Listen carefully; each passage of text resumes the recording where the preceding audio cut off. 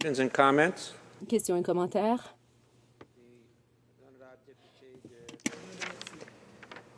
Honoré Mercier. Merci, Monsieur le Président.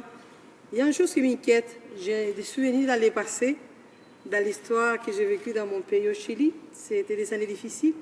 On pouvait mettre en détention quelqu'un juste parce qu'il était suspect de quelque chose. Donc, l'histoire, ça commençait. Puis là, si je comprends bien ici, on peut aussi arrêter quelqu'un parce qu'on soupçonne qu'il est en danger pour le pays. Donc, il n'y a pas un procès comme il faut, il n'y a pas vraiment une cause en arrière, il y a un soupçon de quelque chose.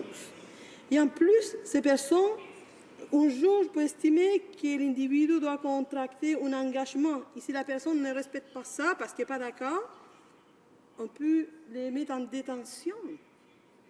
Ça m'amène des mauvais souvenirs dans ma vie. Donc, je trouve qu'on manque de respect pour les droits fondamentaux. J'aimerais que mon collègue puisse exprimer plus sur ce sujet. Merci, Monsieur le Président. The honourable member for Toronto. Le député de Toronto-Danforth. Je suis désolée, je ne peux pas vraiment en rajouter parce que ma collègue de Gatineau a déjà bien expliqué cela plus tôt.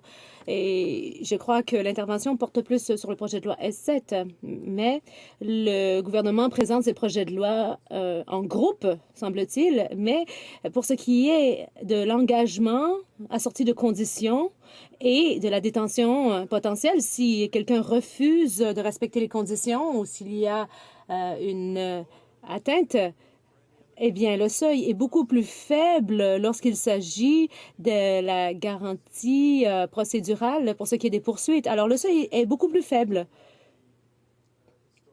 Je n'ai pas l'expérience historique que vous avez. Je n'ai pas le même vécu que vous. Vous avez parlé du Chili, mais on peut voir, à l'exemple que vous avez cité, qu'il peut y avoir des abus. Et dans le contexte chilien, peut-être qu'il n'y avait même pas besoin de système à enfreindre parce que ce n'était pas un état de droit. Mais ce qu'on voit ici, c'est qu'il y a une certaine dérive, un dérapage. Et le système est en place, mais on ratisse de plus en plus large et puis on en arrive à une situation beaucoup plus élargie par rapport à ce qui était prévu au début. Questions et commentaires?